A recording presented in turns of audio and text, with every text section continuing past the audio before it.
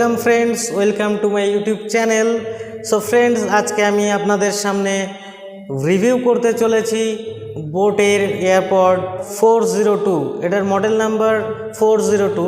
এরকম মডেলে কিন্তু আসবে বোট এয়ারপড। তো আজকে আমি আপনাদের সঙ্গে শেয়ার করব এর কোয়ালিটি, সাউন্ড কোয়ালিটি কেমন আছে এবং ব্যাটারি ব্যাকআপ কেমন পাবেন এবং ওভারঅল প্রবলেম আমার সঙ্গে কি হয়েছে, সমস্ত ডিটেলস আপনাদের সঙ্গে কিন্তু আমি শেয়ার করব। সো ফ্রেন্ডস, ভিডিওটি সম্পূর্ণ দেখবেন, তাহলে বুঝতে পারবেন এর কোয়ালিটিটা কেমন। সবার প্রথমে এরকম একটা কেসের মধ্যে আপনারা এয়ারপডটি পাবেন এবং পিছনে আপনারা চার্জিং ইন্ডিকেটরটা দেখতে পাবেন, মানে এই বক্সটাতে কত পার্সেন্ট আমার চার্জ আছে এখানে দেখতে পাচ্ছেন। তো 4টি ইন্ডিকেটর আছে, তার মানে 4টি যখন ফুল থাকবে আপনার ব্যাটারি কিন্তু চার্জ ফুল থাকবে, এবং যখন আস্তে আস্তে কমতে থাকবে আপনাদের তার মানে এই কেসটাকে চার্জ করতে হবে। এখানে দেখতে পাচ্ছেন আপনাদের টাইপ সি চার্জিং পয়েন্ট রয়েছে। তো এটা টাইপ সি কেবল দিয়ে আপনারা চার্জ করতে পারবেন, যেটা খুবই ভালো দিক।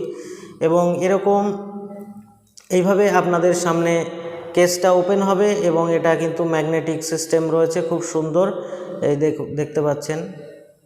তো এইভাবে কিন্তু ধরলেই জাস্ট আপনাদের এখানে অ্যাটাচ হয়ে যাবে, এবং এটা কিন্তু খুব লুজ টাইপের রয়েছে। তো আমি এয়ারপডটাকে কানে লাগিয়ে নিচ্ছি যে কেমন আপনাদের দেখতে লাগবে। জাস্ট এইভাবে আমরা খুব ইজিভাবে কিন্তু কানে ফিট হয়ে যাচ্ছে, এবং ফিটিংসের পরে লুকসটাও কিন্তু খুব সুন্দর আসছে, আপনারা দেখতে পাচ্ছেন। সো ওভারঅল এইভাবে কিন্তু খুব সুন্দরভাবে কানে ফিটিংস হয়ে যাচ্ছে। তো এটা গেল ওভারঅল এর লুকসের ব্যাপারে গেল। লুকসটা আপনারা দেখতে পাচ্ছেন এরকম থাকবে। তো এটাকে আমরা যখন কানেক্ট করব, তো কানেক্ট করার পরে আমার সঙ্গে কি প্রবলেম এসছে, ওপেন করে দেওয়ার পরে আমার কাছে এরকম এয়ারপড 402 মডেল নাম্বারটা চলে আসবে। আমরা সার্চ করব, কানেক্টিং করে দেব। কানেক্টিং কিন্তু আমার হয়ে গেছে। তো এখানে আপনারা 100% কিন্তু এর চার্জ রয়েছে, ব্যাটারি ইন্ডিকেটর এটা দেখতে পাবেন। তো আমি এখন একটা মিউজিক প্লে করে আপনাদের শোনানোর চেষ্টা করছি। আপনারা কিন্তু বেশ লাউড রয়েছে। ফ্রেন্ডস, এবার আমরা দেখে নেব এয়ারপডটা আইফোনের সঙ্গে কানেক্ট করা যায় কিনা। কানেক্টিং প্রবলেম চলছে। এটা অ্যান্ড্রয়েডেও এই মুহূর্তে আমি কানেক্ট করতে পারছি না। আমি অ্যান্ড্রয়েডে কানেক্ট করতে পারছি না, আমি আইওএসে কানেক্ট করতে পারছি। তো আবার আমাকে এটা কেসের মধ্যে ঢোকাতে হবে। তো আমি কেসের মধ্যে দিলাম, বন্ধ করলাম। বন্ধ করার পরে পুনরায় আমি এটাকে ওপেন করব। ওপেন করার পরে কিন্তু এইবার আমি চেক করব যে এবার সার্চ করলে আসছে কি না, দেখি কলিং করা সম্ভব হয় কি না। হ্যাঁ, কাজ করছে। সো ফ্রেন্ডস, আপনারা কিন্তু এই এয়ারপডটি আইফোনের সঙ্গেও কানেক্ট করতে পারবেন, কোনো টেনশনের কিছু কারণ নেই। কারণ আপনাদের আইওএস হোক বা আপনাদের অ্যান্ড্রয়েড হোক, সমস্ত ফোনেই কিন্তু আপনারা এই এয়ারপডটি কানেক্ট করতে পারবেন।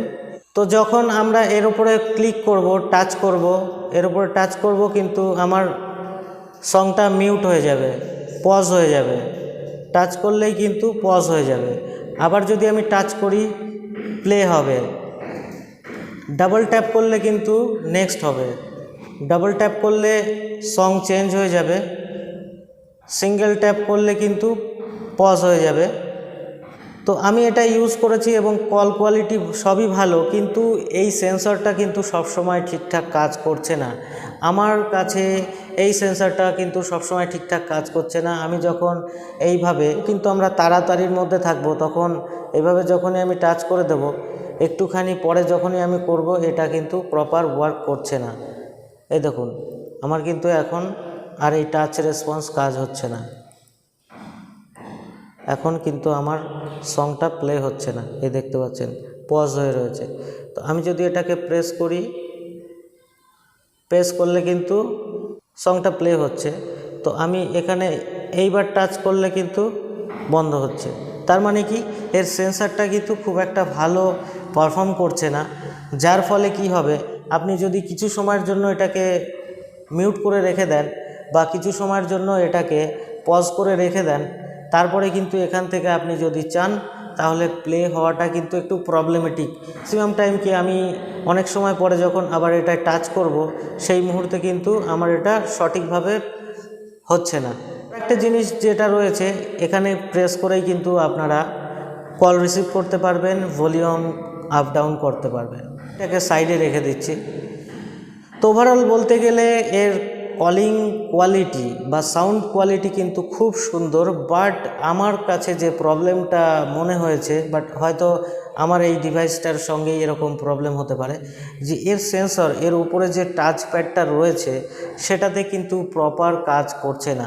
তার মানে আমি যখনই টাচ করছি এটা কিন্তু প্লে হচ্ছে না, এখন আবার প্লে হচ্ছে, এখন ঠিকঠাক রয়েছে।